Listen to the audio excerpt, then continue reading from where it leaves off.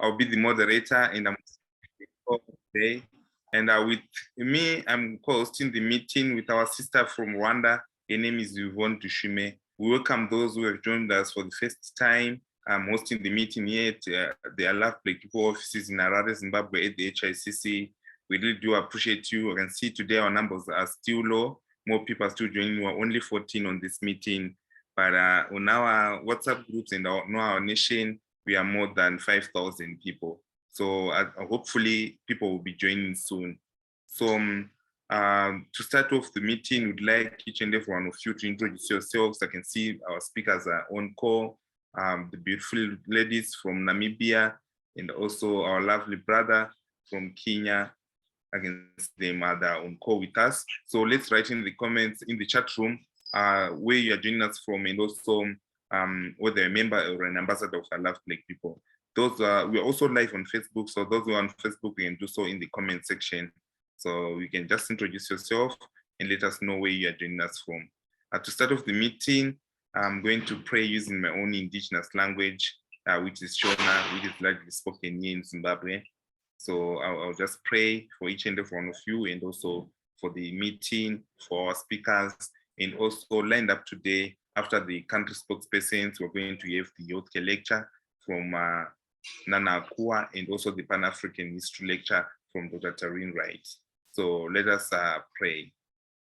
Ngadina Matei, Mwari Baba tokutenda nechiko choupenyu mwepazuvaniswa. Toyapamberi pechi zvenyu Mwari dai mungatungamirira. Kada kutanga musangano uno tenzi dai zvese zvaitwa kuti zvinofamba zvakanaka. Zvese tenzi ndosamune iyo mbiri yenga ndisingaperi. Amen.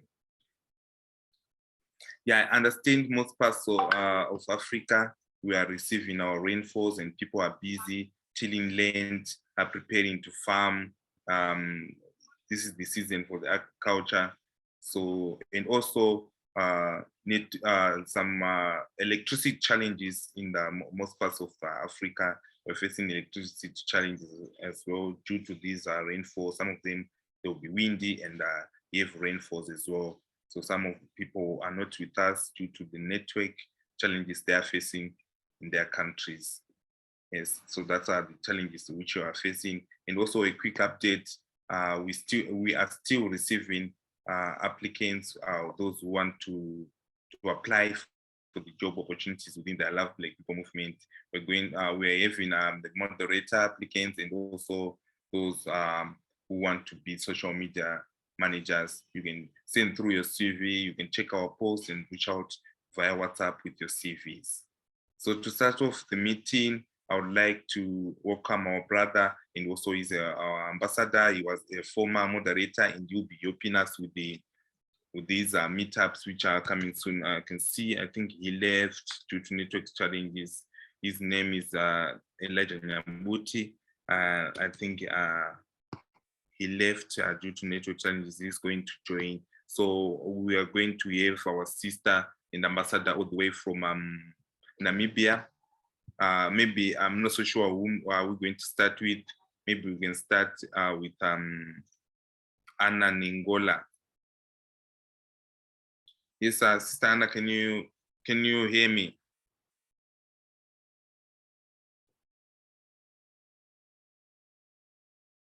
Oh, she's facing the network challenges as well.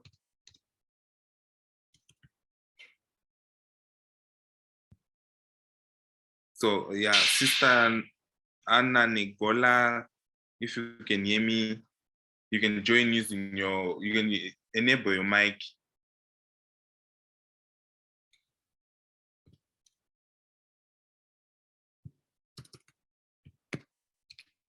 Yes, I think they are facing some network challenges.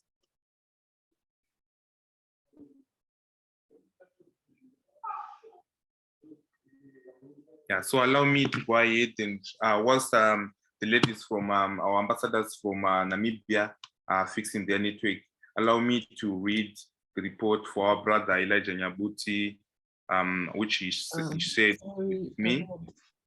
Sorry? Elijah just joined. All right, I can see brother Elijah is on now. So we're going to have Elijah Nyabuti present on behalf of people of Kenya. Yes, brother Elijah, you can go ahead and introduce yourself and also present on behalf of people of Kenya. Yes, I can hear you. Can you hear me? Yes, sir, we can hear you. Okay, I was facing network challenges. All right. This is the Kenya report, which is dated 30th October 2022 till to date. Fellow members and ambassadors, it has been a while. I'm glad today to have this opportunity to share the Kenya report. Last week, we had a very interactive Pan-African history and healthcare classes by our able lecturers, Dr. Tyrene Wright and Dr. Nana Akua-Senzele, where we would like to encourage members to always join this call. And if you miss the live call, there is a recorded version on Facebook and YouTube. Remember, these Pan-African history and health classes are certified, meaning that at the end of the course, you are given a document that proves you have successfully completed the course of training, and to our members, this is absolutely free of charge. You are not going to pay anything. The I Love Black People Pan-African History and Health classes equip us with the knowledge and help us to understand the vision and mission of I Love Black People movement. In our group Kenya, our moderators shared a link to register attendance to the Saturday Pan-African Zoom classes, and the members were encouraged to share to the family and friends to join the meeting. I Love Black People group rules and regulation was shared, and members were encouraged to always follow them. Members were encouraged to download the I Love Black People app, safe app, and recommend Black-owned and Black-friendly business where Black people can access better quality services and be treated with dignity and respect. So my brothers and sisters, make sure you download this Safe Places app on the Google Play Store and Apple Store so that you can be able to recommend Black-owned and Black-friendly business near you. And this business can be of the following categories, which is food, accommodation, transportation, legal, finance, education and childcare, health, and beauty. Let's also subscribe, share, like, and comment to all our social media platforms, and always interact with each other in the groups. Our moderators, I believe they are ready to answer to any question asked. So my brothers and sisters, let's be active in our groups and always ask questions regarding to our movement. In addition to the use of the social media, our movement relies on protests and marches to make its voice heard and to build and agitate for change. This report is prepared by Elijah Nyabuti from Kenya. I am because we are. Thank you. I am because we are. Thank you so much, Ambassador Elijah Nyabuti, for providing a quick report and also letting us know what is transpiring in Kenya and also in the groups where you are in. You are also in the Kenya group and also multiple groups of I Love Black People. We really do appreciate you with the effort which you are giving in protecting Black people from racism and xenophobia. So that was a call from our brother Elijah Nyabuti for everyone to download the app.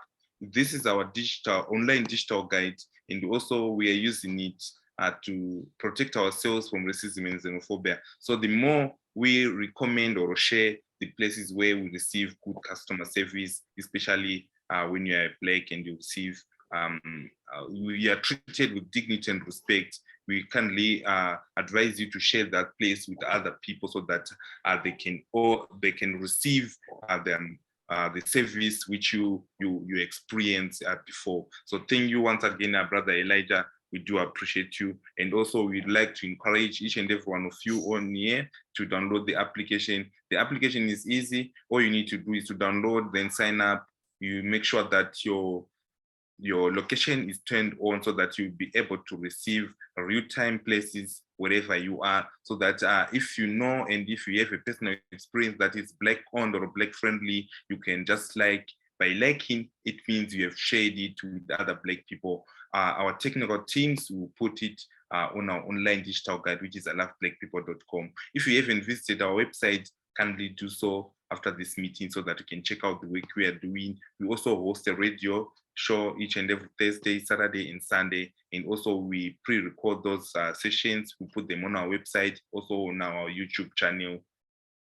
Yeah, so the link has been shared by our sister Yvonne Dushime in the chat room. And also those who are on Facebook, you can see the link in the description for the application, you can have it. And also our brother mentioned about certificates. These are the certified certificates for which shows that you attended these meetings. It's a certificate of completion. So it only costs $15. You can support the movement by purchasing these certificates or by purchasing any I Love Black People brand, either face masks or a t-shirt. We encourage you to support the movement as well. You can purchase the certificate, you receive the certificate at the end of the sessions.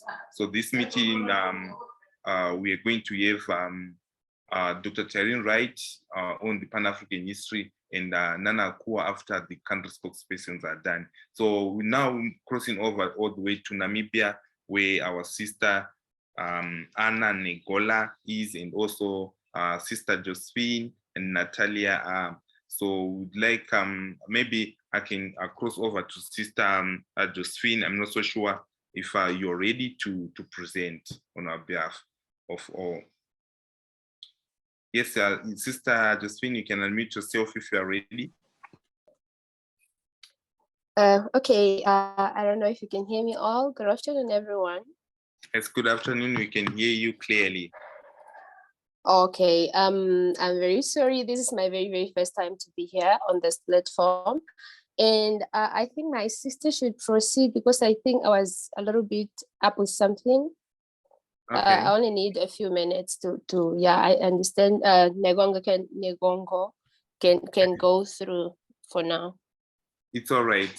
So okay, thank you so much. All right, thank you. Thank you, Sister Josephine.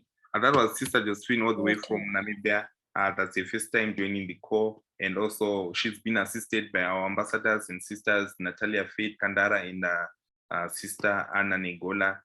So she was about to present, but I can see as well, Sister Anna, you didn't join using your mic, so I can't, you can't present on this meeting.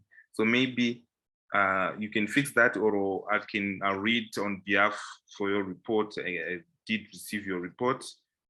And also, these past weeks, our reports were focusing on technology, innovation, and also youth empowerment. That was our topics for this week. Yes, I can see Sister Anna reached out. She's facing technical issues with her laptop. So maybe I can just go ahead and read the report. As I will be reading it, it's a short report, so I'm just going to read it. And its main focus, it was on youth empowerment and innovation, which was one of the our PowerPoints which we're more focusing on this week, besides our application whereby we are using it to protect ourselves from racism and xenophobia. So I'm going to read the report on behalf of our sister, Anna Negola from Namibia. The report reads, Youth Empowerment and Innovation. It is with the great esteemed pleasure that I got this chance to present again on the history of Pan-African GLAD, to be part and representing the winning team. My name is Awod, and this report was compiled by our sister Anna Negola, but she's facing technical challenges with the laptop, so I'm going to present on her behalf. I would like to recommend people around the continent, Mother Africa, and I would like to extend the message to everyone, wherever you are, finding yourself, to download our Love Black People Safe Places app to ensure safety is guaranteed. Ladies and gentlemen, allow me to present to you what is in the light of my emphasis against this time around, and once more again, which is innovation and youth empowerment. Nothing of greatness can ever be achieved by any country without giving importance to their youth. Youth is an amazing thing because it is not only the hope of our future, but the actual strength of our nation as well. our youth can create a difference only when they are empowered.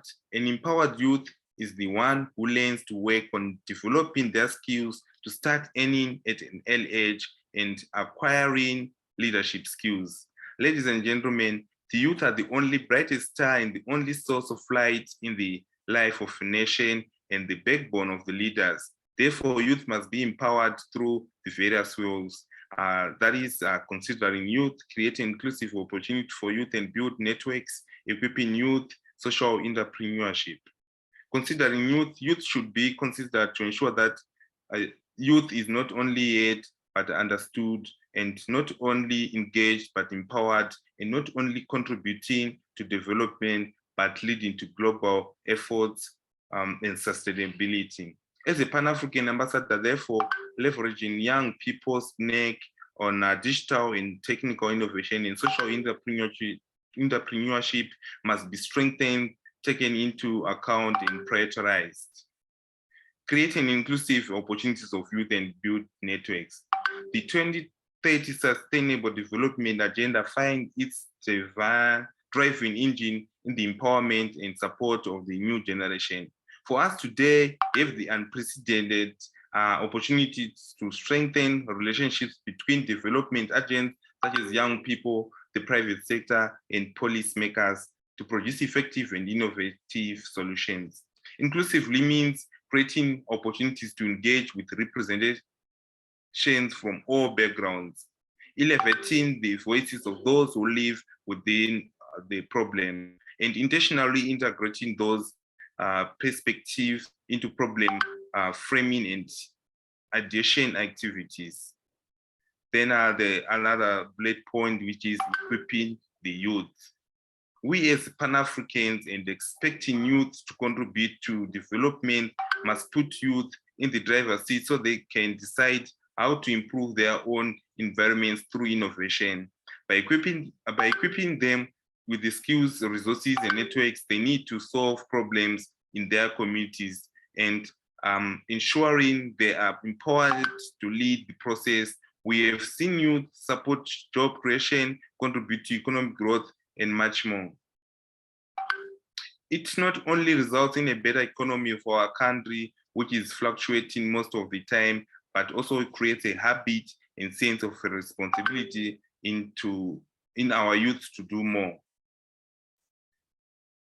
Then another bullet point, which is the last one, which is social entrepreneurship. Furthermore, youth social entrepreneurship in support of the 2030 agenda represents a nimble and a flexible option that allow a wide array of partners from all sectors to come together with youth and serve communities with generating employment.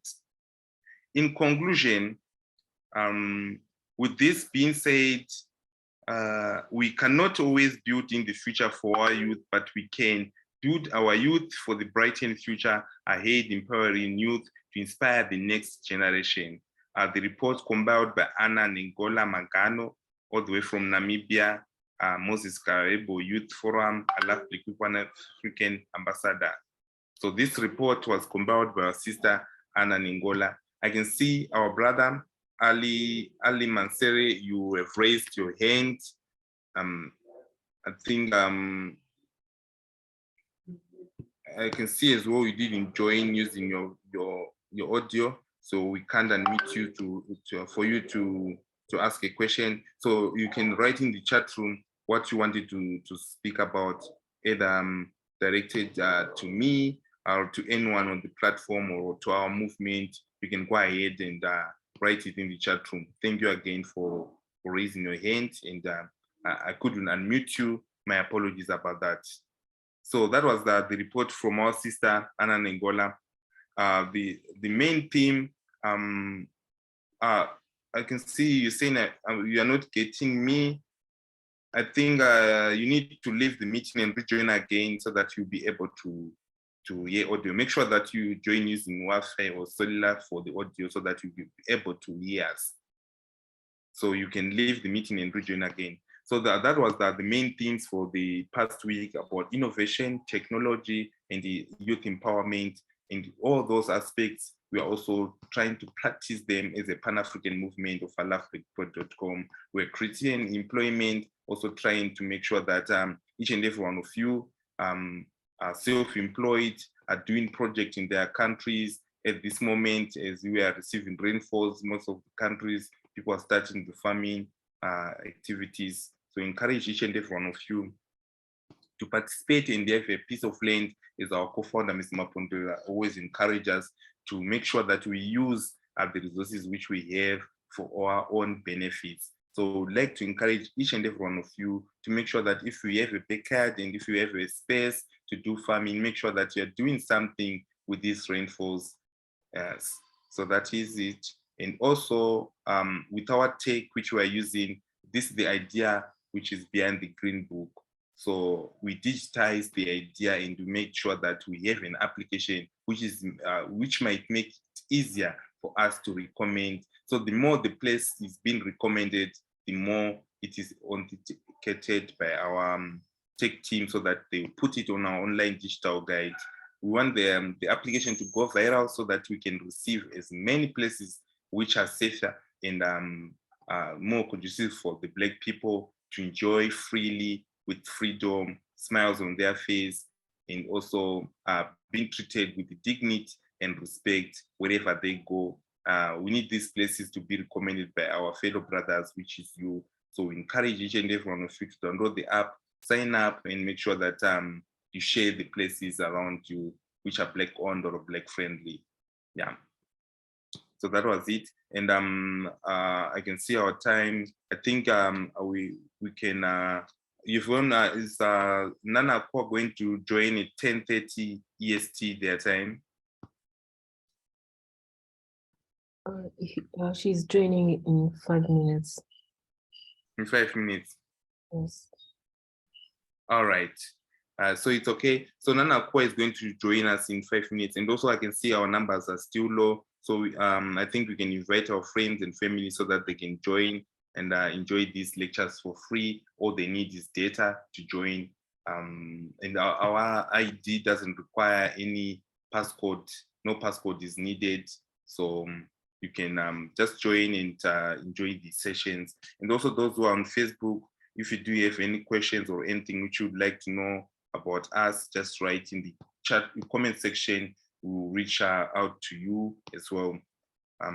So for those who would like to receive some shout out to Nana Akua, you can just turn on your camera so that you'll be able to see the beautiful face and the beautiful smile wherever you are so that you receive a shout out from Nana Akua on this session. And also if you do have any questions about the healthcare lectures, you can write in the chat room or even raise your hand so that we can have you to speak at the end of the session and ask Nana Akua some questions regarding the herbs and the holistic and also stress relief, anything about the healthcare. So I can see Nana Akua is on call with us. Welcome Nana Akua to the Pan-African Healthcare.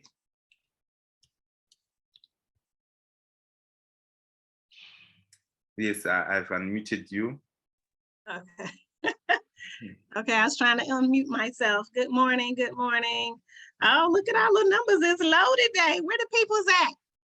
Yeah. Hey, Elijah. Elijah's here. Hey, Yvonne. Hi, Award. How y'all doing? Yeah. It be like that sometime, right? I don't know what happened. Oh, well, we here. We are all here, so you always kind of go with who's here. They say all that's supposed to be here are here, and we undermine those that are here if we focusing on who's not here. So we're not gonna trip about it. I was just a little surprised, but we're gonna move forward. So tell me, my time is up when, Yvonne? I didn't get to read your whole message. Yes, it will be until 11:15. Okay. Okay, good. So Dr. Wright is on after me? Yes. Oh, okay. Cool. She need me to cover for her. I thought I was gonna need to cover for her like she covered for me that week. Okay, cool. Very well. So today we are going to talk about managing stress and relieving stress and how to try to feel good even when we don't, because sometimes we really don't. Like today, I'm not really feeling it, if I'm honest. But sometimes we gotta just do it, right? Sometimes we gotta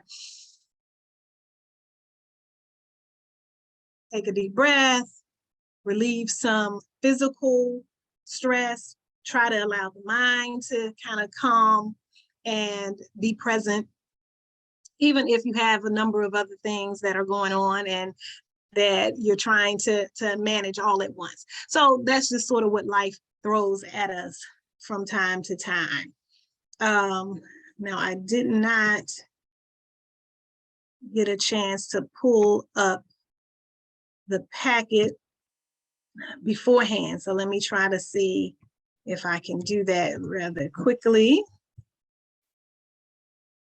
Hopefully, and this is from week 3's packet.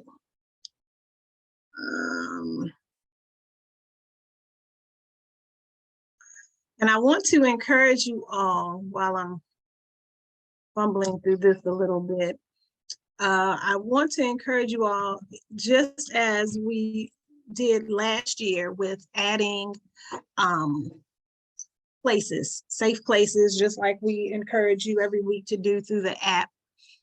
Feel free also to contact me for any holistic or natural healing clinics or healers that are in your area that you know are doing things for the people in the areas of herbs or acupuncture or reflexology or massage or chiropractic care, wellness coaching, Tai Chi, Qigong, any of the natural healing arts or any of the natural healing modalities. Feel free to add them to our list so that not only they can be added onto the Safe Places app, but also the new edition of the Global Green Book.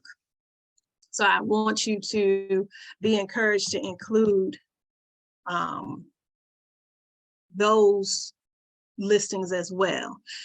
Also, if you're on the continent and you've attended a school or university that you would like mentioned in the book, we kind of want to include those colleges and universities that are representative of our members and ambassadors and other supporters of I Love Black People. I'm sure Yvonne has probably already sent this out perhaps, but so I may be repeating, right, this effort.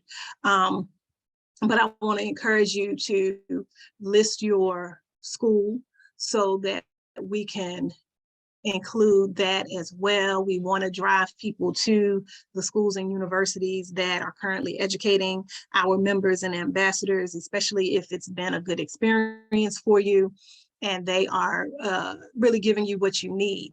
So we want to really be able to do that. Me, you know, just thinking, hey, let me Google a list of some African universities. Well, there's so many. And then it was pointed out to me that sometimes the ranking and such for those are more political and not necessarily quality universities that support Black people, but more so those that are run by certain folk that don't look like us and don't care about us, and is more so,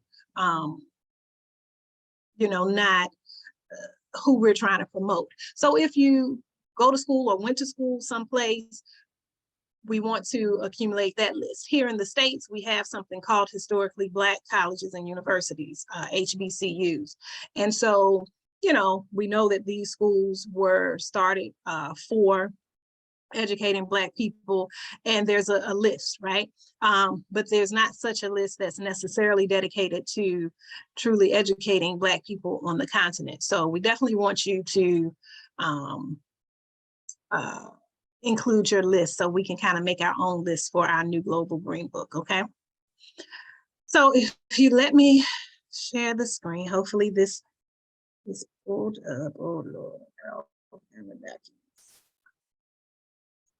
And not the one that I am looking for. It didn't work. Okay, so we're not gonna do that. So you'll have to look at me. So, let's talk about stress. Or actually, we recording today, Award, Yvonne? Yes, you're recording. We're recording. Okay. Fine. Document. If you didn't record it, it didn't happen. That's sort of what they say in government here. It's like, if you didn't document it, it didn't happen. Okay, fine. Well, I was sort of inclined to just sort of do a discussion, but let's just talk in general about stress. So we know that stress is some kind of strain or tension or some kind of discord, right, in our lives. And it can have different physical, emotional, psychological impact on our lives. It can disrupt how we feel physically, how we feel and process things emotionally or mentally. We know that it can disrupt and cause imbalance for us spiritually. So we know that it's any kind of push or pull to our normal being that can kind of distort and take things out of sort, right? So, and there's all types of stress. And you can even say there's stress just there's stressed denim or stressed leather or whatever, right? Even in apparel, the concept of stress is just the act of there being some kind of tension given to it, or some kind of pressure, or some kind of push or pull given to a thing or a place or a person, right? And we know that in a human being, it can have a number of areas that it can impact. A lot of times we will feel stressed mentally and emotionally, and we know that we're stressed, but there are many times that we have physical reactions or responses to stress and have no idea that we are stressed. So we want to always be able to recognize that we could be stressed, even if we don't know. It's similar to having a food sensitivity or food allergy, right? So a lot of times people, especially when I was growing up, you only knew of people who had allergies, right? If they had some sort of outbreak, or they had hives, or of course, the obvious where the throat closes and there's difficulty breathing, right? But we know that even with food allergies or sensitivities, there are other signs of that sensitivity. You may have digestion problems, you may have headaches, you may have bloating or whatever, right? So same thing with stress. You may start having physical symptoms that you would not directly relate to stress. And you may just think, oh, my stomach's upset, or, oh, I'm having this pain in my shoulder or my back, or my body is just hurting, or I'm tense, or what have you. And you're really not associated with stress because you're not mentally aware of it. So it's not always feeling stress in your mind or your emotions. It may have some physiological impact. And so it's important that we identify when we are feeling stressed. I always like to say when we're talking about stress and specifically emotions, that one of the most commonly asked questions is, how are you feeling, or how are you, right? And I always say that that's the number one lie that most people tell, right? Because our response is usually, oh, I'm good, or I'm fine, or everything is good, or I'm great. And sometimes we are just not wanting to be vulnerable and share how we're really feeling, or we think the person doesn't care, so we don't bother to go into detail of how we're feeling, right? Or sometimes we really don't know how we are doing or how we're feeling. And it's hard sometimes to put in the work or create the headspace for that, because it's not always pretty, right? How we're doing, how we're feeling. But it's one of those situations where you have to face the ugly truth. If you are not doing well, you're only doing yourself a disservice if you're hiding it, right? So you may want to wear the mask, or you may want to put on that smile or that cheerful face for other people, but for yourself, you have to know, and you have to be honest and really determine how you are doing. How are you feeling? Are you well? And so the goal today is to really have you to evaluate on a regular basis how you're feeling. Because you can't address the issue if in fact you don't acknowledge that there is an issue. So your first assignment is, I really want you to take a couple of seconds and evaluate how you are doing. And it could be how you feel physically. It could be how you feel emotionally, spiritually. You know, are you well rested? You know, are you still feeling tired? Are you sluggish? Are you, I'm okay. You know, are you energetic? You know, are you like, oh, great, I'm so happy to be awake and on this class and whatever? Or is something paining you? You know, is your shoulder hurting, your back hurting? Do you have a headache? Are you hungry? You know, like, I'd really like you to evaluate for yourself how you are really doing this morning. And I'll wait. I'm a trained mediator. I had to be trained to be comfortable with silence. So even though this pretty face is looking at me, Moya, Nomsa, I might be pronouncing it wrong. You too, pretty lady. I want everybody, she the only face I can see right there, which is just fine with me. But yes, I want you to take a few minutes and really figure, how are you doing?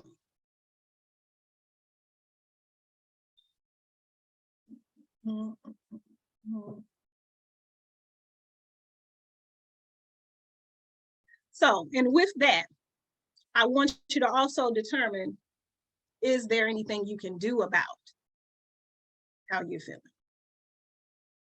And I'm always about empowerment. I think that having this information, learning different things about how to heal your body, your mind, and your spirit is all well and fine. However, if you never implement it, if you never put it into, and she got a pretty baby with her. Look, my youngest used to always be like, let me see, let me say hi, let me see. Yeah. They be like that. But having the information is important, but really being able to implement it, really learning and figuring how to put these things into work, you know, make all of this information work for you. That's very, very important. With all of this whole lecture on the holistic health and healing is all about empowerment. So what we really, really want you to do is to be able to put this in place and see what works for you. So, and so it also is to say, well, you know, oh, it's just how it is, or because we don't want to be long suffering either, right? We want to always be able to take control, you know, be able to do what we can do and always have that positive outlook that we can overcome, that we can change our situations, we can improve our situation.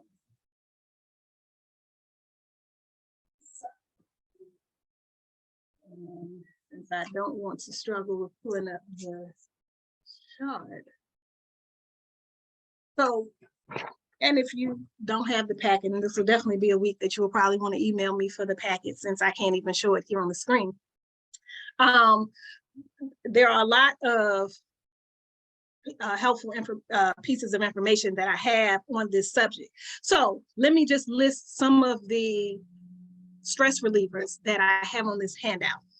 If you've been in the class before, it's the handout that said 101 stress relievers, right? So it's a one-page document.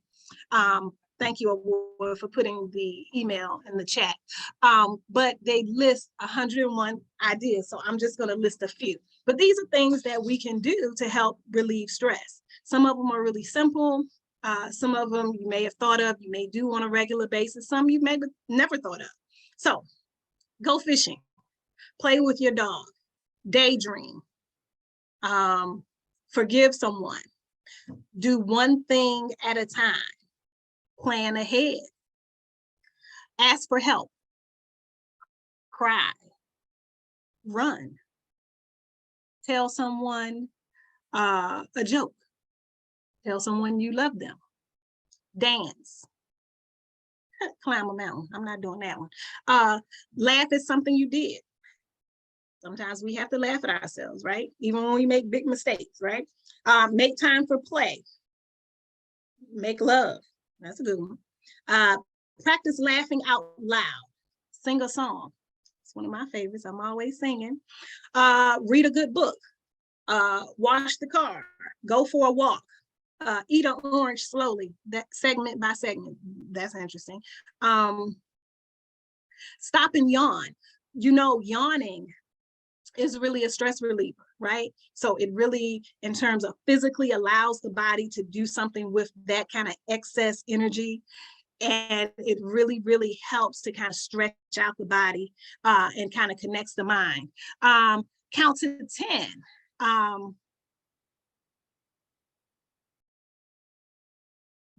Count to 10 before exploding, or 1,000 if you know you're really mad. Count your blessings, make a list, close your eyes and visualize, you know, see what you see, build something. There's so many things. Massage your temples, massage your feet, ride a bike, lie in a hammock. So some of these are really good, some better than others. Spend an evening without TV.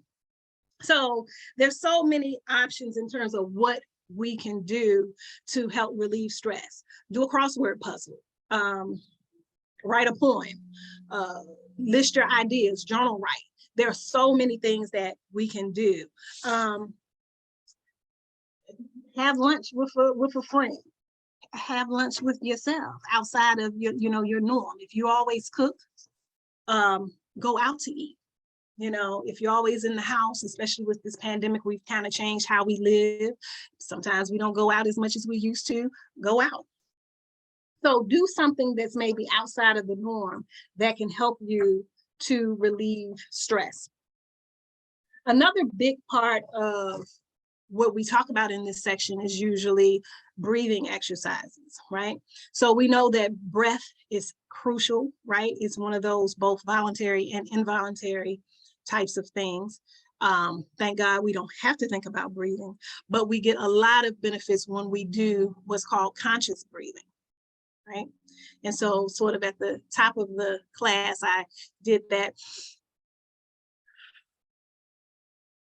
and just took that deep breath.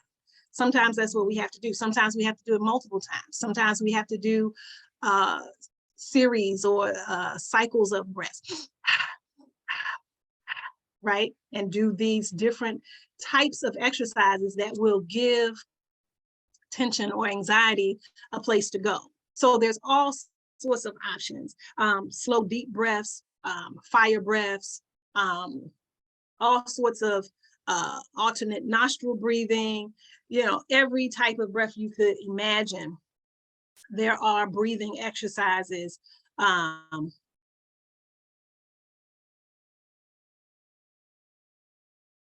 Yes, you can, Yvonne. Yes, that would be great. Oh, awesome. Yeah, so stop right there. That'll be fine. Okay, so thank you for, because I had refused to struggle with pulling it up. So yes, so I was giving some of these possibilities for handling stress. And so, yes, I think I've listed some of these from the handout. This is a different handout, but yeah, more so routines here. And I think this is a really good example where it talks about exercising your tension away, or learning how to deal with negative people, joining a community or social or recreational club or organization, expressing yourself, talking to someone. I think I mentioned that. Building things, I mentioned that. Sometimes one of the options here was plan your schedule or to-do list. Reassessing and changing your lifestyle, your patterns, your routines, your schedule. Sometimes that's the key.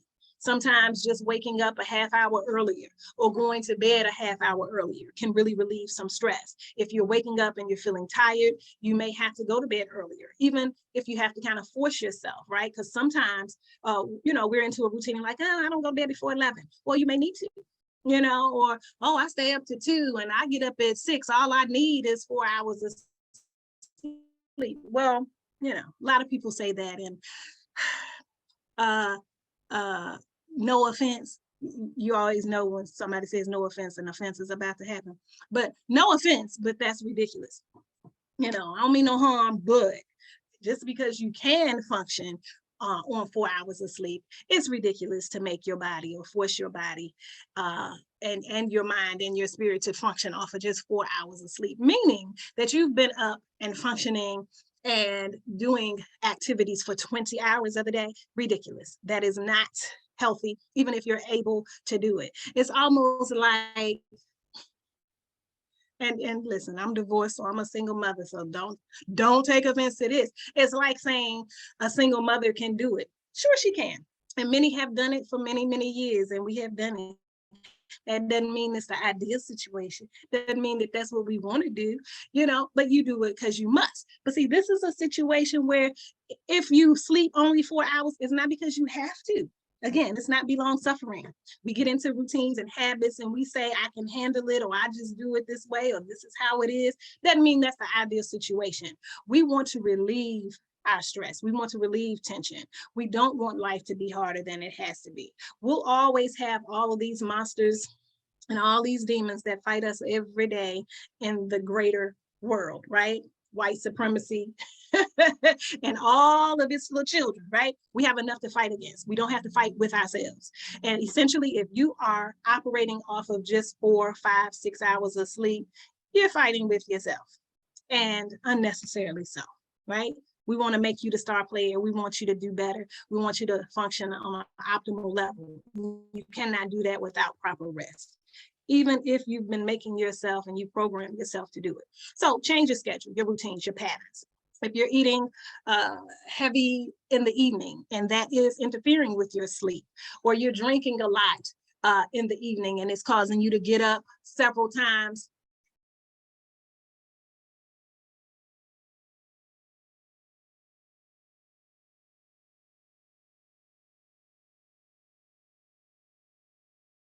sorry. Even if you are able to do certain things, just switch up. Eating late at night or drinking a lot of fluids at night, that will interfere with good rest, right? So you may have to change. Eat your heaviest meal during the day when you're still moving and mobile and not ready to settle down. Your food is digested and your body's not working overtime. So these are things you may need to change up. Okay, you like to eat certain things in the evening, switch up and do it in the afternoon or late morning. You're used to drinking after you get home all of your fluids so that you're not having to go to the bathroom while you're out. Find some restrooms that you can use in your travel or your route during the day so that you can spread out your water intake throughout the day rather than just in the morning or just in the evening. Okay, scroll down for me. And I think this is Yvonne doing this or award. If you scroll down, thank you. Scroll on down to the next page too. Let's go to, you can keep going. I'll tell you when to stop. And so we know that physiologically there's certain glands. Let's stop there. You can stop there. Yeah. So even though we pass over that page, we know that physically, we know that there are certain glands that are responsible for managing stress. The adrenal glands is one, the pituitary glands are another. We know that speaking of rest and sleep, we know that these glands who are responsible for sending certain hormones, certain messages to the body to handle stress, we know that these things get overworked and stressed, strain put on them, right? When we don't get proper rest. And proper rest is the main way in which to treat them. If you have adrenal burnout or adrenal overload and your body is unable to handle stress and you are fighting with certain conditions like high blood pressure or diabetes or cardiovascular disease or arthritis or mobility issues, all of these can be brought on by stress. And so we know that even though more people, people are more and more, I should say, trying to find a way to get more energy, to do more, to be more efficient. They want a replacement for sleep. There is no replacement for sleep. You have to get proper rest. And so we know how to treat those glands. And there are certain minerals, there are certain vitamins, there are herbs that will help with that, but getting good sleep and proper rest is going to be key. Another way of managing stress physically is doing some body work, whether it's massage, whether it's reflexology, any sort of touch therapies, physical therapy, acupuncture, chiropractic care, any of these touch therapies that help to move the chi or the energy in the body, relieve stress from certain muscles or tension from certain muscles. All of these are good options as well to create a more, what's the word I want to say? A happier body, basically. You'll feel the difference when I went to the chiropractor yesterday, for example, and it had been many months, and it felt so good. And my body knew, like, okay, this is what I was missing. But if you allow time to go on and you're like, okay, yeah, my shoulder hurts, my neck hurts, my head hurts, I can deal with it. You go lay down or you take some kind of pain reliever or you drink some water or you continue on with your day because you have to do it anyway, right? And it's easy to get out of a routine of doing what you know will give you relief. And so we have to stop and give ourselves relief. So whether it's some of the techniques that are listed here in this page, or if you scroll down, there's also reflexology where we can actually do some self-reflexology where we will manipulate and rub different parts of our hands and feet. There are reflex zones. If you all will scroll down to the next slide, please. I know y'all over there doing multiple things. Yes.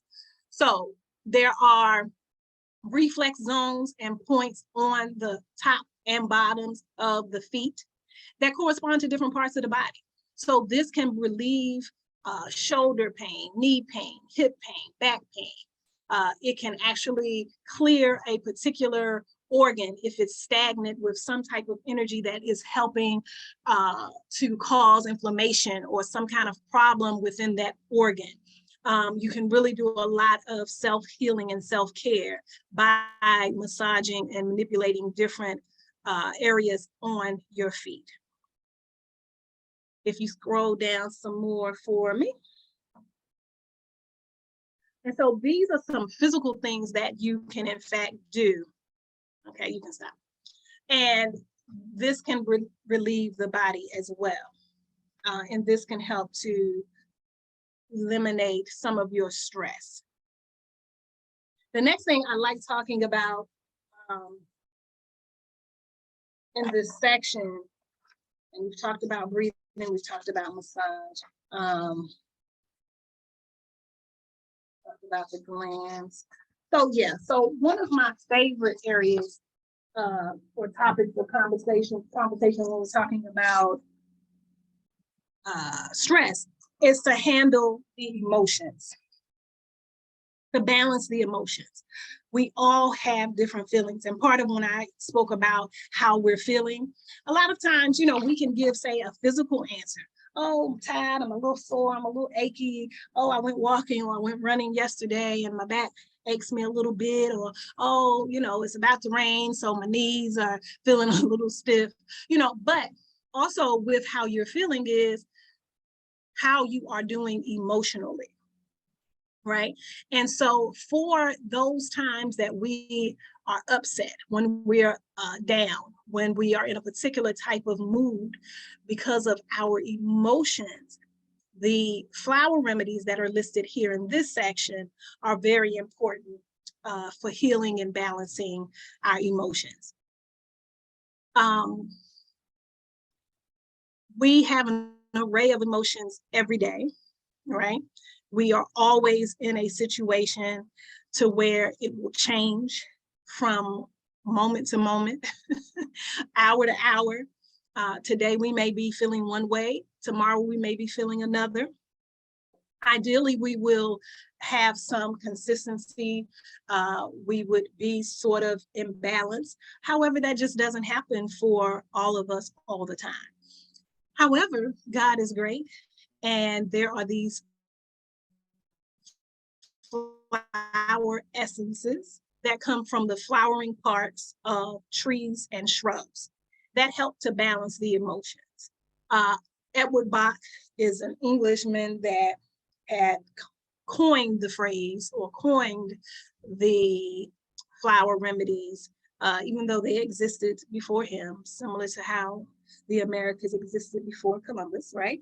And so, but they become known in this handout that I pulled off of the internet.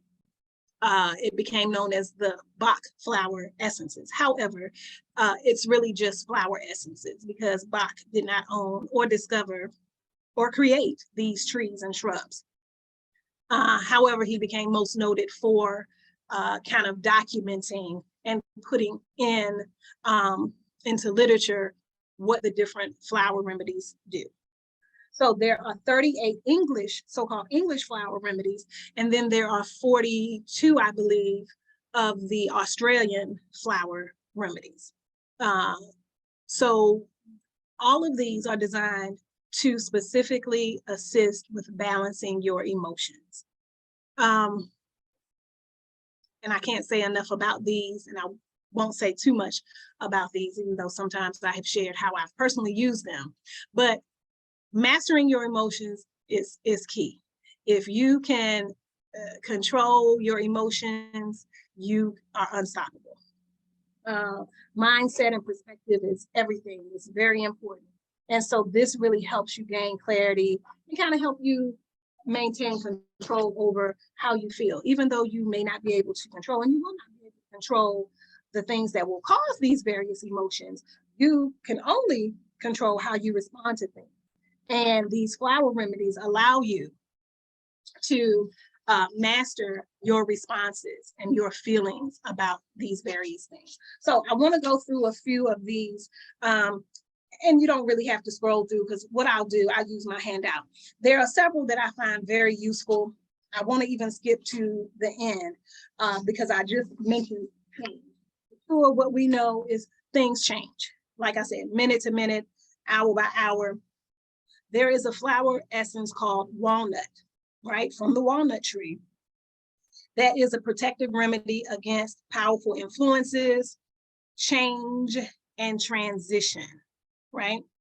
So this is specifically about changes in our lives, the different rites that we go through, whether it's puberty, whether it's adulthood, whether it's midlife or menopause or what have you. If it's situational changes, divorce, relocation, new job, there are so many things that will change in our lives. And sometimes we don't always adjust to those. We're not always emotionally ready for those things. Walnut is excellent for helping to adjust during times of change or transition. Another one I would like to mention is willow. Willow is excellent for people who have had bad things happen to them, right? And they harbor a lot of resentment and bitterness, right? This is just not fair. I don't know why this happened to me, you know, poor me, or how could this happen to me? Or, oh, I can't stand this person. They just did me wrong. They did me dirty. Oh, you know, I hate them. Willow is excellent for helping you to come out of that bitterness and that resentment. Another one that I'd like to mention is elm. Elm is excellent for people who just are temporarily overcome with all of the burdens of life, of everything that you may have to do with life, work, school, caring for others, children, spouses, paying bills, whatever. This kind of helps get you out of that rut. And so it's good for folk who are normally able to handle things, manage their lives, but just need a little pick-me-up. Elm is excellent for that. Gorse is another one. This is good, especially in times where people have been becoming ill, who've been dying, things of that nature. This is good for people who have lost hope. They're kind of stuck in grief, right? They feel defeated. Gorse is excellent for that. Impatience is another one. Impatience is good for those who get highly irritable. They're impatient. They want things to happen quickly, not now, but right now. And, they really, really want to rush through things and don't have any patience. The flower of the tree or shrub called impatiens is excellent for that type of person. Another one I really like is olive. Olive is good for people who are just drained, like you're tired. Now, again, back to you still got to get your good sleep, right? But if you're just drained of your energy, and this could be physical energy, but it could also be emotional energy. You just feel drained, overwhelmed. Every task is such great effort you have to put into it, right, to get it done. Olive, from the olive tree.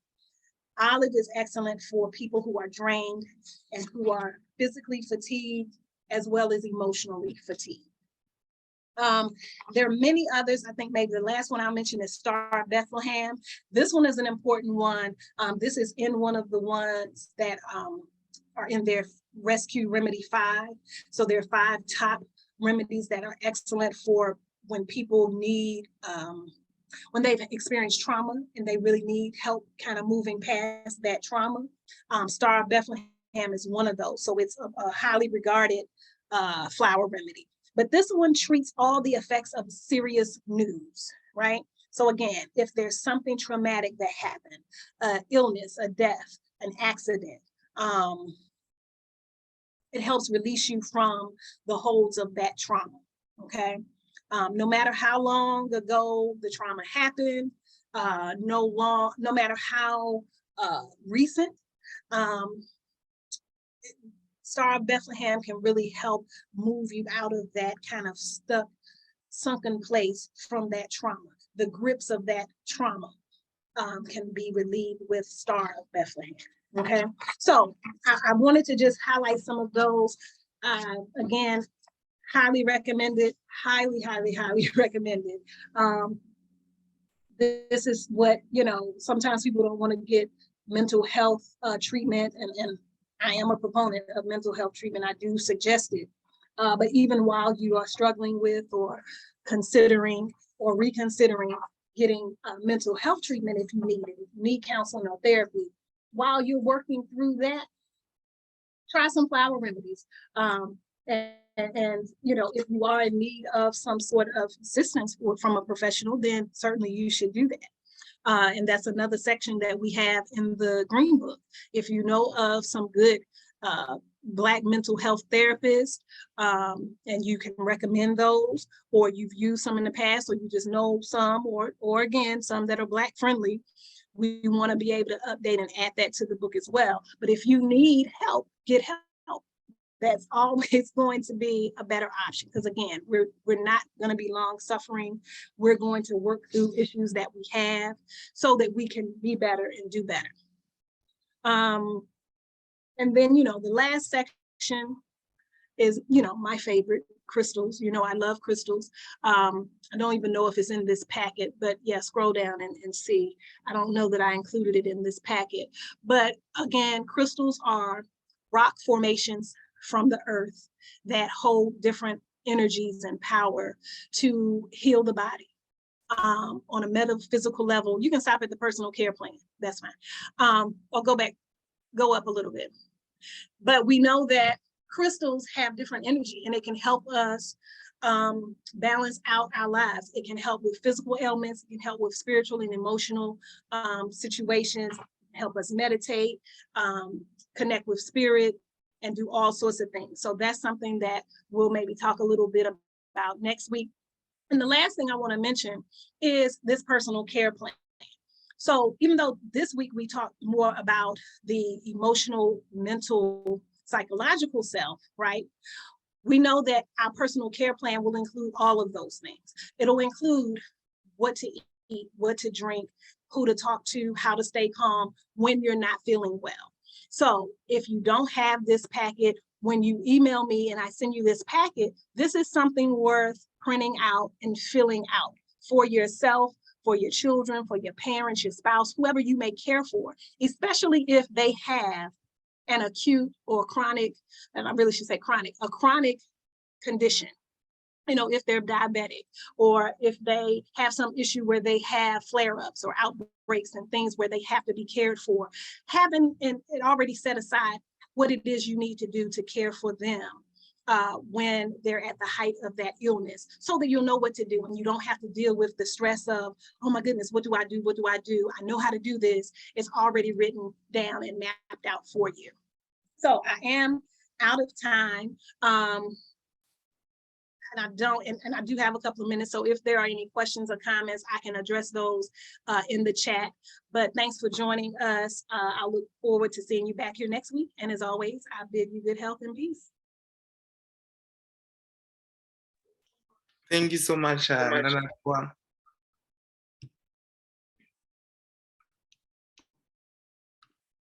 Hello. Yes, thank you so much, Nana Kwa, for a wonderful lecture. We really appreciate you. And also, we're looking forward for next week lesson.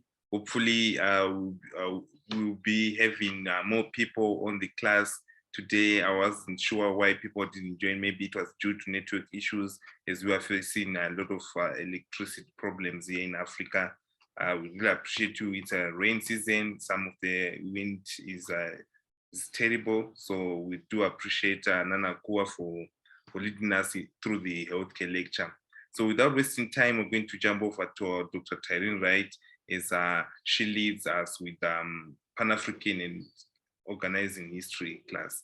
Yes, Dr. Tyrene Wright, welcome.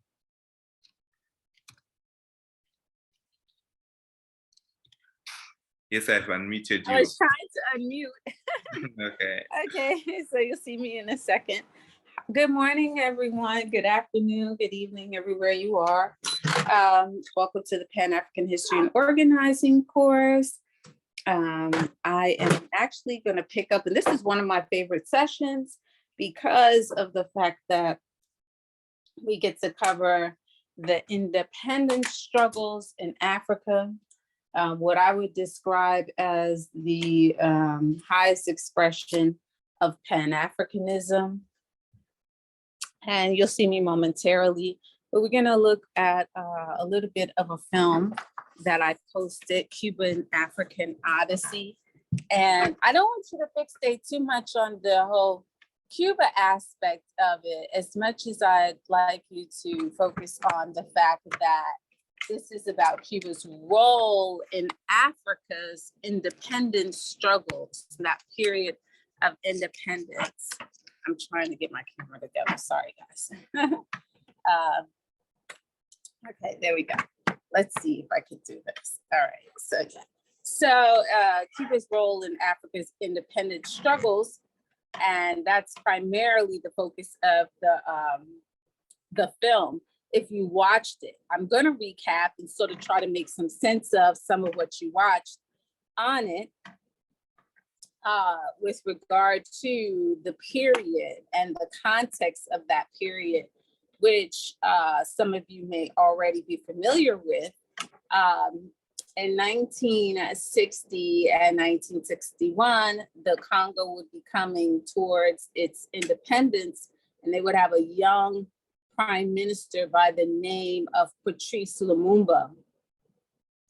And Patrice Lumumba would essentially have a desire to unify the Congo. He would recognize the struggle of the Congolese people to bring the Congo to independence, while the Belgians tried to make it seem as though this was a gracious gesture by the King of Belgium. Let me say one thing about the history of the Congo. In the 1880s, there would be the scramble for Africa. And then later on, you would have the Belgians, a sole individual in Belgium named King Leopold, claim the Congo, the vast territory known as the Congo. Well, this is of course problematic, and I want to go on the record as saying and acknowledging the fact that the United States would be the first nation that would acknowledge King Leopold as the sole owner of the Congo. This is very problematic. King Leopold had never set foot in the Congo before, knew nothing of really its people, cultures, so on and so forth. However, he would claim this territory in Africa. And in kind, you see World War I. Sure, there were a lot of things that would go on in World War I, but one of the main things that went on in World War I is that European nations would fight each other over the territories of Africa. That being said, 1860 would bring us to the period of independence in the Congo from the Belgian regime.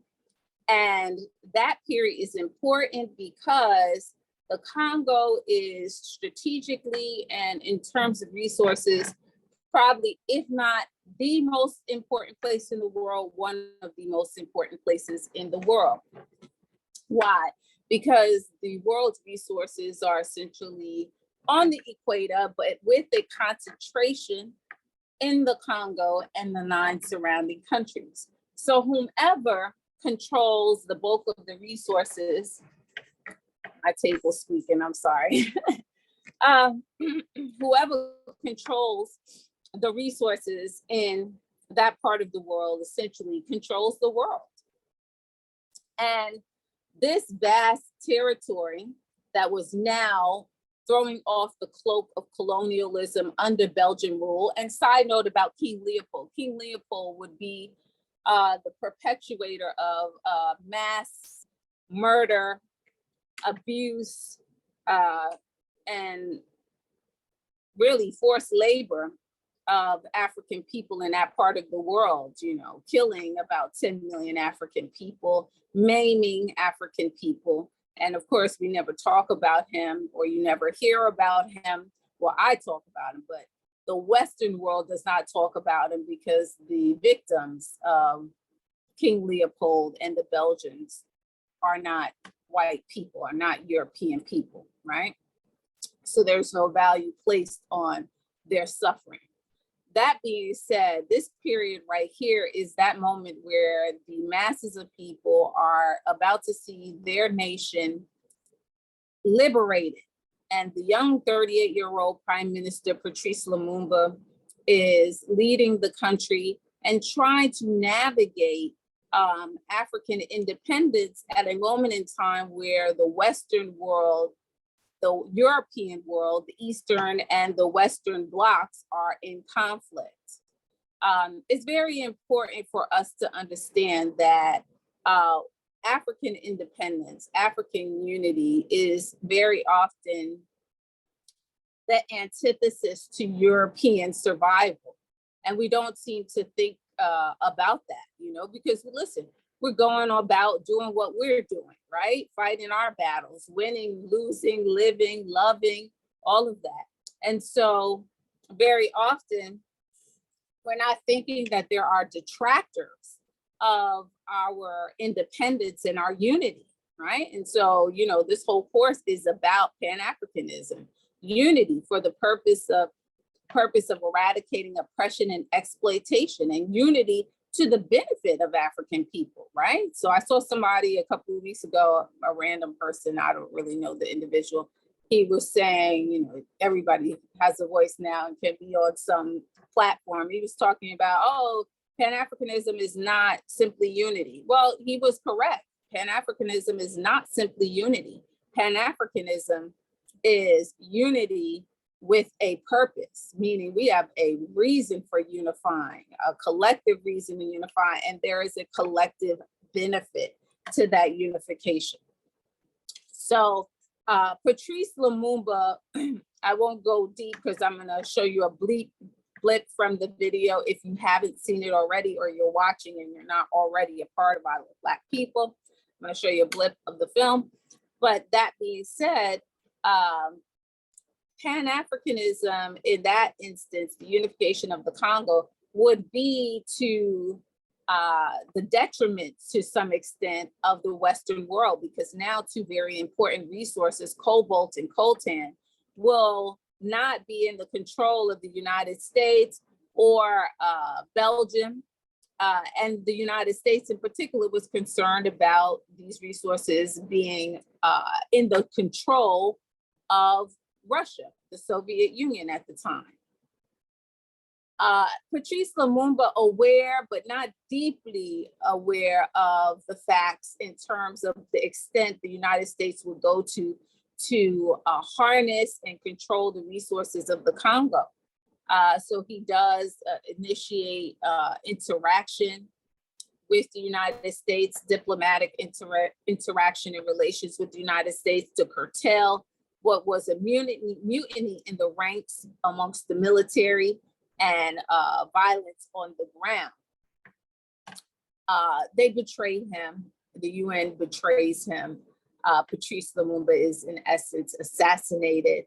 And shortly before he is assassinated, he does communicate with the Eastern Bloc, the Soviets, and the United States certainly were not going to allow, the Soviets to have a monopoly on the resources in the heart of Africa. What would happen to the Congo would essentially be that the Congo goes from Belgian colonialism, so if you can picture a hand inside of Africa, in the heart of Africa, grabbing the resources. It goes from one European nation, Belgium, doing that, to many European nations doing that. So it moves from Belgian colonialism to what we would call international colonialism, where the United States and many, many, many other European nations will now have their hands in the Congo under a puppet government ran by Mobutu Sese Seko. So this history is very important because it actually still shapes the world at this moment in time. It is what, the resources of the Congo and the surrounding countries allow us to access this type of technology that we're using right now, literally. But it also lets us know the extent to which people will go to undermine African independence for the purpose of using Africa and its people as extraction sites and entities. So one should never think that, why should the world care about our unity? Or the world has a lot of investment in our lack of unity. Okay, the world at large is very invested in the divisiveness and the disruption and the lack of unity amongst African people. Why? Because over and again, as we can see on the African continent, what allows the resources to be exploited is the fact that the people are in conflict, and these conflicts are fueled, okay? So the Cuban African Odyssey begins with the story of Patrice Lumumba, the role of Cuba, and then it moves on to discuss the struggle for liberation in Guinea-Bissau, which is really important, and it's gonna bring us to the conversation around ethnic diversity in Africa, and then our desire to unify in spite of or in light of our unity, in light of our diversity. Okay. And so this is a very important film because it sort of chronicles all those hotspots in terms of our attempt to express Pan-Africanism continentally. All right, so I'm going to go to the film, just a brief part of it, because I see there's not a lot of people on, so I don't want to keep you forever. But also I do want to just like hit on the important point. Let me just, what I'm going to show is Patrice Lumumba acknowledging the struggle of the Congolese people, calling them comrades in essence, and saying that, you know, he acknowledges that this wasn't some great gesture. Their independence wasn't a great gesture from any European power, but in essence was a result of the struggle of unified Congo unifying and saying that we are throwing off the cloak of colonialism. Okay, so I'm going to show you that brief part. And then, of course, I don't think I'm going to show you Amilcar Cabral, but Amilcar Cabral is part of our next conversation. You already got readings on Amilcar Cabral, and it's from the book Return to the Source, where you get to see his conversation about independence and the unity of African people. The film deals with a little bit of the specifics of how Amilcar Cabral and Guinea-Bissau fight their struggle, a people's struggle that included men and women, but they were everyday people. And also how he addresses the reality that African people in that region in the world, just like other parts of Africa, are ethnically diverse, and their fight to throw off the cloak of colonialism against the Portuguese would be the first time they would have to act in concert for a common interest, okay? And how they dealt with the ethnic diversity. Amilcar Cabral talks about the unity, the struggle will prepare the people for the unity of being a nation. So the struggle will prepare people for the victory, in the sense that this unified struggle would prepare them to forge ahead as a nation on the other side of that victory. And that was pretty much his philosophy in terms of dealing with and addressing ethnic conflict and strife in the country as they were trying to battle the Portuguese in particular. Okay, so you can put, if you watch the film already, as I posted it, and you have questions about this period in history, it would be good if you put some questions in the chat, and I will answer them as I cue the clip that I'm going to show the class collectively, okay? All right, so I'm gonna keep talking, but you won't see me for 2 seconds, and when I come back, you'll be watching just the clip on Patrice Lumumba, his speech, his December 12th speech, where he addresses the Congolese people, and the Belgians were very angry that he addressed the Congolese people in this particular way, and disregarded their lies that they had graciously transferred power to the Congo as an independent state. All right, so just to give you some context. But write in the chat if you have any comments about the film thus far, if you watched it. I hope people did watch it because it's very pointed. It gives you the education. Anyone who is interested in Africa and African independence and Pan-Africanism would want to know with regard to Africa and its periods of independence in general, the liberation struggles. Also, shortly after Patrice Lumumba is assassinated, you have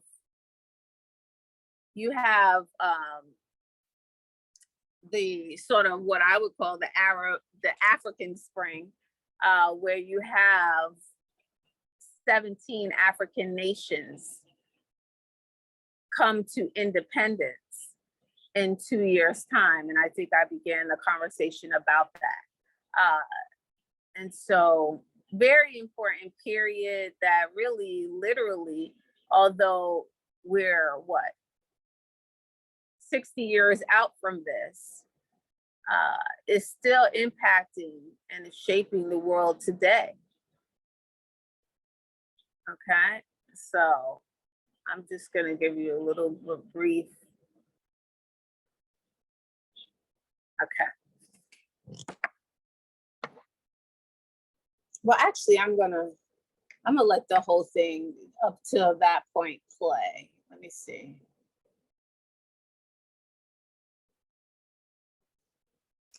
All right, hold on.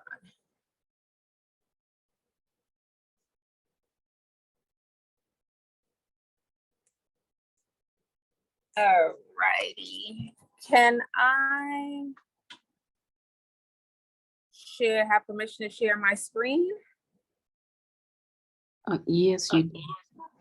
Okay, thank you. Okay.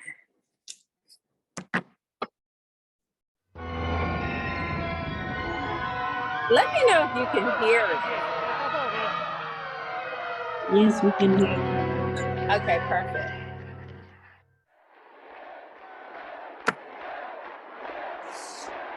July 1991 in Havana. It is Nelson Mandela's first trip outside Africa since his release from 27 years of prison. But why would the legend of struggle against oppression decide that the first person he wants to thank for helping to end apartheid is Fidel Castro, the very man who is regarded in the West as an oppressor of his own people?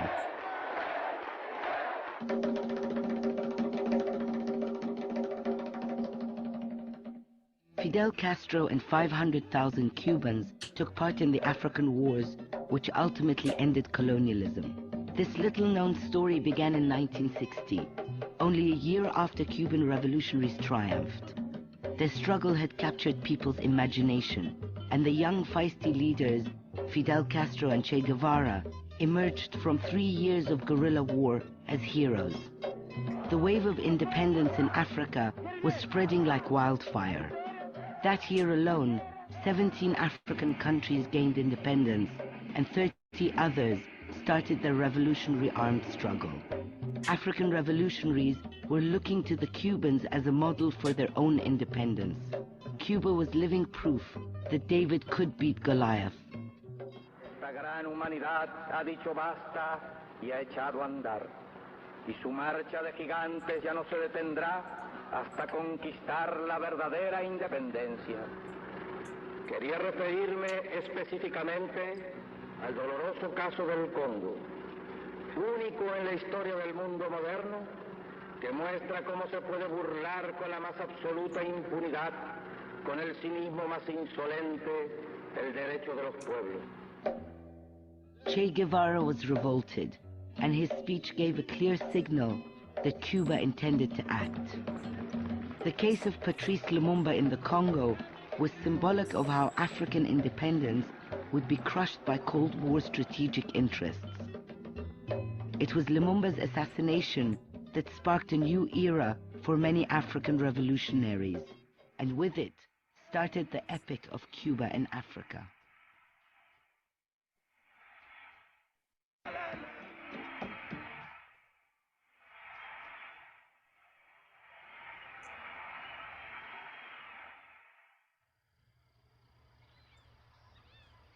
The Congo, one of the largest and richest countries on the continent. The Belgian colony was demanding immediate independence. Patrice Lumumba, the young articulate clerk, led the movement that negotiated a peaceful solution to end Belgian rule.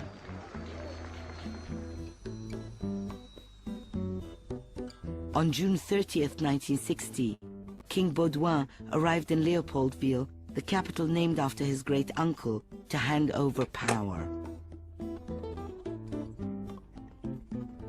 Le roi Baudouin était dans une voiture découverte. Il saluait la foule, etc. Un Congolais s'est précipité sur la voiture. J'ai vu les gardes du roi dégainer. Et tout le monde avait peur, se disait il va tuer le roi. Non, il a simplement sorti l'épée du roi de sa gaine. Et il s'est mis à danser avec cette épée. C'est très symbolique ça. C'est comme s'il lui a arraché le pouvoir. On Independence Day, all the dignitaries assembled in Parliament. King Baudouin was to announce the transfer of power to the new government. Patrice Lumumba had just been elected Prime Minister. But the euphoria of independence did not last long. That same day, Lumumba lit a fire that spread through the entire continent. L'indépendance du Congo constitue l'aboutissement de l'œuvre conçue par le génie du roi Léopold II. Le discours du roi Baudouin, qui nous rappelait comment la Belgique nous a sortis de l'esclavage, comment ils ont lutté pour nous sortir des maladies du sommeil et patati patata. Ça a été un choc. Nous ne nous attendions pas à ce rappel malheureux parce que nous estimions que le roi Baudouin n'avait plus de leçons à nous faire ce jour-là. À ce moment-là, Lumumba se lève, qui n'était pas programmé comme devant parler à ce moment-là. Il se lève et il parle. Il fait un discours très militant. Combattant de l'indépendance, aujourd'hui victorieux, je vous salue au nom du gouvernement congolais. Nous avons connu les ironies, les insultes, les coups que nous devions subir matin, midi et soir, parce que nous étions des nègres. Rappelez-vous comment on traitait le blanc par rapport au noir. Rappelez-vous dans les écoles quelle place nous occupions. Rappelez-vous tout l'apartheid. Alors évidemment, réaction immédiate de toute la délégation belge. Bon, beaucoup d'agitation pendant que Lumumba parle. Qui oubliera enfin les fusillades où périt tant de nos frères qui ne voulaient plus se soumettre au régime d'injustice, d'oppression et d'exploitation. C'était mal reçu par les Belges, mais nous avons tout à fait répondu à nos aspirations.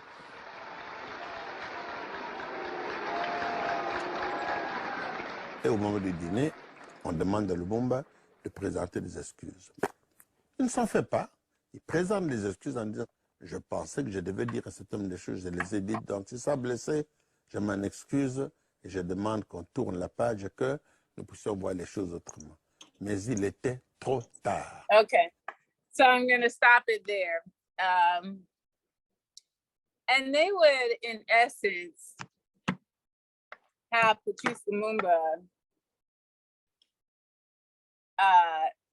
assassinated for telling the truth, in essence, about the liberation of the Congo, how it came about, whose blood, sweat, and tears, essentially, it was the product of, after the King of Belgium had lied, that, this was a gracious gesture on the part of the Belgian king. You can watch the rest of the film if you haven't already. The readings, I sort of in my head with the readings. So I sent a couple of different readings out this week to support the film and then to bring us into the next week. One was the piece by Nkrumah, The Need for a Unified African Government. One was a piece by Amilcar Cabral, of course. And the others were the organizational expressions, or one organizational expression, the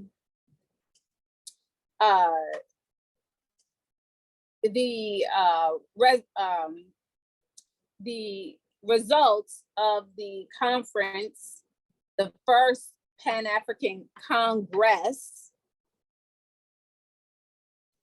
and the 5th Pan-African Congress, the Congress resolutions of 2 of the most important Pan-African Congresses, right?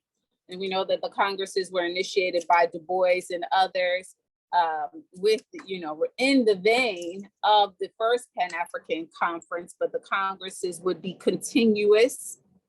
So the first is one of the most important. You got the resolutions, very historic document. So you can see what an organizational body was thinking about Pan-Africanism at that moment in time.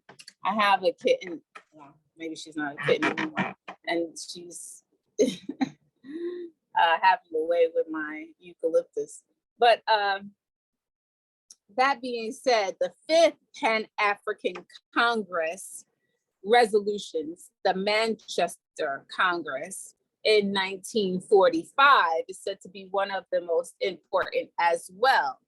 One of the most important, where African heads of states would determine that this period that we're watching in the film was inevitable, it was necessary, and it needs to go even one step further and beyond this to result in continental unity and independence.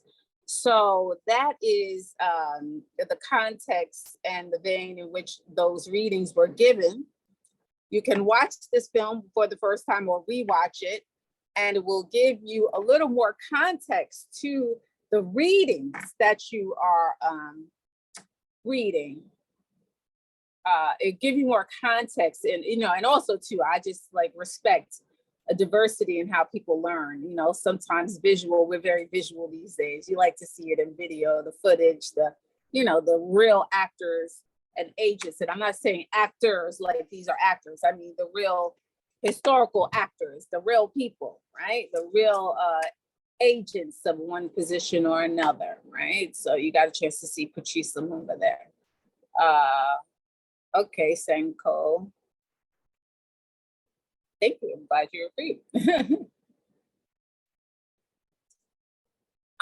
The recorded lectures actually go up on YouTube. I mean, not YouTube, on Facebook, but I think it's a closed group. You have to be part of the course or whatever in order to see them. Oh, great. Thank you, Senko. Anyway, so that's my lecture for today for the most part, that you get some context, real life context, so that these are real human beings who are fighting for continental unity, independence of their nations, and continental unity. The film gets a little more into that, but now you have the supporting documents. And during the course of the week, I'll be talking to you a little bit more about Patrice Lumumba, Amilcar Cabral, okay, which is also in this film. So watch the film in its entirety if you have not, because that's a very important point that students in every cycle that we have had asked me about. What about ethnic conflict in Africa? What about our ethnic conflict? How do we work towards unity when we still have conflicts between each other? And so Amilcar Cabral's position is still a remedy for today with regard to the fact that we face white supremacy and culture the world over or globally. Part of our collective struggle against that is a unifying exercise and strategy for us. And so you get to see it in a microcosm sort of context, but we can apply that to the macrocosm, meaning that there's a larger struggle that impacts us everywhere we are, regardless of nationality. Most of us are facing systematic racism, white supremacy, and culture, that in the end of the day, what racism means is that it decreases all our life chances, period. Meaning you will die earlier than you would normally. you will have a poor quality of life in general. And it's a very challenging thing to fight, right? Because it's not embodied by one individual, it's embodied by a system, right? So I'm gonna leave it there. I think I'm hitting my time limit for once. I'm 3 minutes over, but I'm gonna leave it there. If you haven't watched the film, watch the film again. Watch the film. If you have watched it, take a peek and go back to certain sections. Amilcar Cabral, Patrice Lumumba, excellent film. I use it in the academic setting as well to discuss the same subject matter. So I leave you there. You can cull over the documents, very important, particularly the resolutions for the Congresses, and particularly for Nkrumah's piece on the need of a unified African government. Okay, when he's talking, he's essentially talking about the need for Pan-Africanism continentally. Okay, all right, I'm going to end it there. Thank you all for committing your time and energy to this endeavor. Loving African people and Black people through action. And I'm going to say I am because we are. Peace. All right. Thank you very much, Dr. Wright, for a wonderful Thank you. Yes. And here we came to I am because we are. Okay. Thank you, everyone. Okay. Bye.